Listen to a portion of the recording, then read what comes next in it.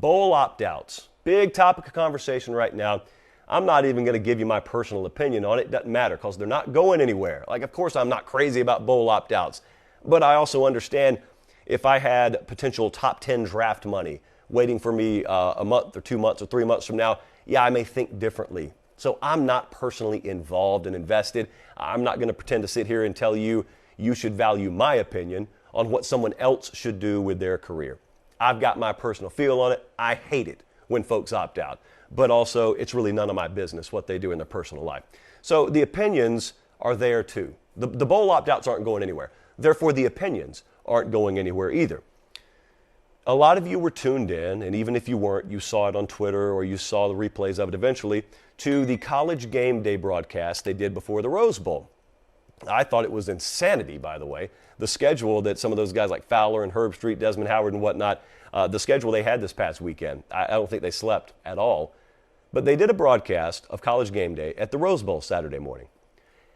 And they were talking about bowl opt-outs, and they were talking about the phrase meaningless bowl games and how there's that connotation around these days that if there's not a playoff spot involved or a playoff trip on the line or it's not a playoff game, then the bowl game is less significant and therefore it's meaningless. And it's a conversation we've had 1,000,001 times on this show. That's not what the controversy was. The controversy lied in a conversation that Kirk Herbstreit and Desmond Howard started to have on set about how, in a sense, today's player may not love the sport like yesterday's player did. And Kirk Herbstreit kind of drew some criticism for a direct comment he made. He said, I think today's player maybe just doesn't love the sport like the player of yesterday did. So when that happened, I wasn't watching it live. I quickly was alerted that something controversial had been said. As is usually the case when something allegedly controversial happens, I went back and watched it and didn't really sense a whole lot of controversy in my own gut. I just listened. I said, oh, well, that's one opinion.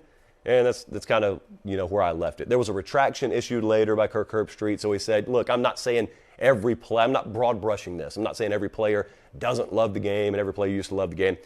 But he kind of stuck to his conviction of what he meant to say.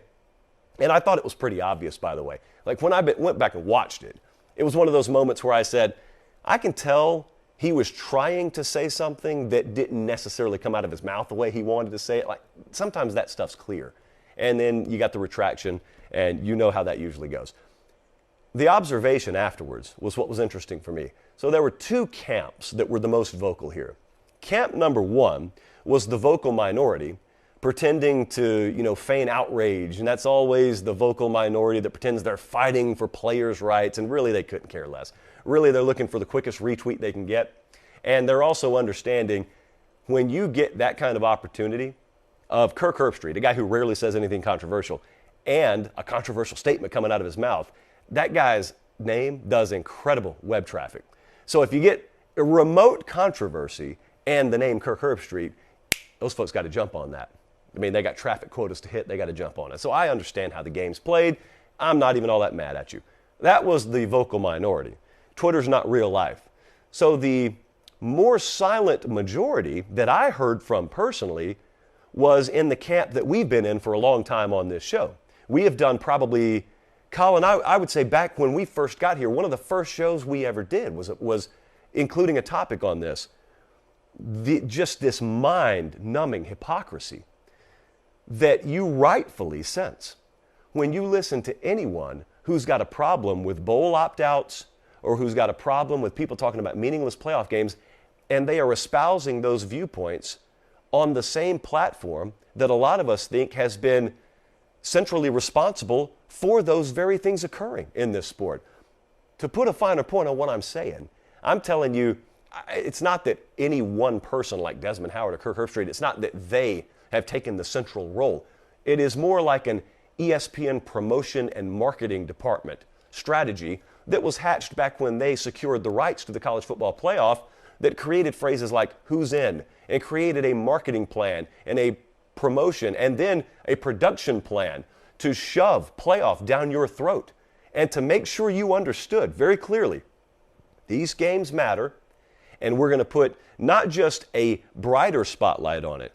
We're going to have like a 5 million candle watt light on this, and everything else is going to be in the dark. And then there are going to be people on our airwaves who, a little ways into the process, they start to use phrases like meaningless bowl game, and they start to crystallize the playoff. And you're watching Central Michigan Toledo on a Tuesday night, and in between first and second down, there's a timeout called by the coach. And instead of that broadcast team in the booth talking about what play's coming up, they put up a graphic and they talk about this Saturday and what the playoff picture could look like. And it's late September, and you're watching like we all have been, and you're saying, why are you talking about the playoff in the middle of a MAC game right now? There's a game going on. Call this game. But that's the way it was. And it was like that for quite a while. Then all of a sudden, people in studios 1,000 miles away said the phrase meaningless bowl game and suggested that sort of idea, and it started to permeate. And then fans started to talk that way, and everybody else out there in the media ether started to talk that way, and players started to listen to them. That would be my core beef. Like if I'm going to draw any kind of umbrage with anything that either one of those guys said the other night, number one, it's the network they're saying it on, and not necessarily anything to do with them. It's the network in general, because they can just feel how they feel. But then number two, I don't blame the players. Like I'm not looking at players, even if I despise the concept of opt-outs, I'm not blaming the players. I didn't ever hear a player for Cal or Utah or Missouri start to use the phrase meaningless playoff game back in 2013, 14, 15. I never heard that come out of players' mouths. I heard it come out of TV executives' mouths. I heard it come out of TV analysts' mouths. A lot of adults in the room that should have known better, that should have looked out for the best interest of the sport that they're paid to cover.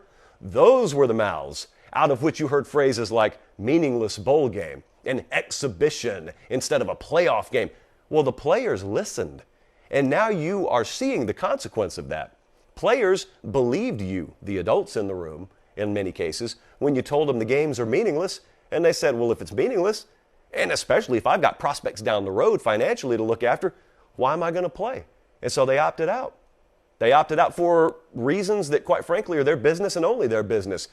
But it never happened a decade ago. See, anyone who points that out is right. These things never happened a decade ago. What's changed? Well, I wouldn't say the attitude of players has necessarily shifted towards the negative. That's not where I stand on it. Where I stand is the players not really being all that much at fault. I don't question the heart of players. What I'm questioning is how in the world are we about to have adults in the room get mad at kids when all the kids did was listen to the adults? Like that's been our core issue about this from the beginning. And if you've watched Late Kick for a long time, you've heard me do a version of this segment 10 times. And so it's not going anywhere. But I will say this now. For a lot of people who took issue with what someone like Kirk Herbstreit said or Desmond Howard said, here's what I started to sense as the day went on. There was a lot of lumping going on.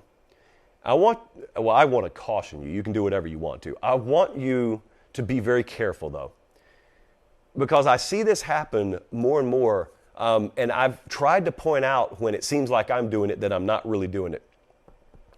I would encourage you to be very careful lumping every opinion you disagree with about this sport into the same category. Because there is a huge difference in someone who makes a statement you disagree with, who is doing it from a foundation of love for college football, versus someone making a statement you disagree with and it coming from a foundation of them having really contempt for the sport. They don't feel it. They don't have passion for it. They don't love it. They're not looking out for it. They're looking out for any of a number of agendas that really drive them. And college football just happens to be the vehicle. You know, they're the parasite, and they have latched on to college football, and they're using it for all the wrong purposes. See, you can disagree with both parties. One of them needs to be in an entirely separate category than the other one does. Because I can promise you one thing. Look, whatever you thought about what that entire panel said the other day, you take someone like Kirk Herbstreit. If you're a diehard college football fan and you really want what's best for this sport, you and him want the same thing. Even if you may disagree on an individual topic, you want the same thing. But some of the more nameless and faceless power brokers in this sport that are pushing all forms of quote-unquote progress and pushing the game quote-unquote forward, those folks don't necessarily align with your values and principles. they are very, very good. They are very adept at convincing you the alternative is true, and they are very, very good at selling you on the right bullet points to get you on board with their line of thinking. They do not share your values. They just don't. They don't care about the same things you do, and I'm right there with you. They don't care about the same things I do. But for some people, I think that a lot of times there's a lot of quick draw out there. You got to have a reaction to everything. Sometimes it's best to just put your hands behind your back, put the device down, and just think for a little while. Think critically for a little while. For some of us, college football does not orbit around something else. For some of us, college football is the center of the sporting universe. And so for some of us, really whether you agree with everything that comes out of my mouth or Kirk Herbstreit's mouth or Desmond Howard's mouth, some of us have the best interest of the sport at heart, and that's really where it stops. For us, college football is not a rung on the ladder that you just step on to get somewhere else. For us, college football is it. I mean, for me, it's my livelihood, and I love the sport, and I would really love to be able to give to it because it's given so much to me. I'm not a player, but there are other ways that you can contribute positively and give to it. But when you talk like that, some people think it's false. Some people think it's not authentic. I can promise you it's very authentic. And when you see me push back so hard against things that are labeled as progress in relation to the sport that I don't view as progress, I come from the South, okay? And I come from the 65 corridor and the 75 corridor. There are a lot of small towns in South Georgia and South Alabama that got sold on progress once upon a time when those interstates came through. And look, if you're the governor of Georgia or Alabama, it was progress. If you lived in Birmingham or Montgomery or Mobile, if you lived in Macon, if you lived in Atlanta, it was progress. Valdosta, oh, it was progress. Because it made it easier. Thoroughfares made it a whole lot easier to bring tourism traffic in. And it made it a whole lot easier to get where you were going a lot quicker if you were traveling long distances. But it wasn't progress for everyone. You ask little towns in South Georgia, little towns in South Alabama. It's not always progress for everyone. So if I was the governor of Georgia, man, I wouldn't listen to your cries for a second. There's a greater good being served here. There's a larger good being served here. So we're building that interstate, whether you like it or not. But if I'm the mayor of Cordele, Georgia, I'm not listening to that. My priorities are different. And so there are two arguments that can be made here with most of the debates happening in college football right now. And part of that is some folks just have a different viewpoint than you do. I'm sitting here with college football being the center of the world for me as it relates to sports. Other people aren't. College football is kind of a stopgap for them. It's something they do on Saturday to hold them over to Sundays. So their opinions are not born out of pure love and passion for this game. Mine are. That's why they're going to sound different sometimes. That's why mine may sound a little more hysterical sometimes. It's just because I probably care about it a little bit more. But whether you agree with it or not, one thing you can always take to the bank is if I'm saying something, it's coming from the standpoint of what's in the best interest of this sport and really nothing else. And by this sport, I clearly mean this sport and the players who play this sport.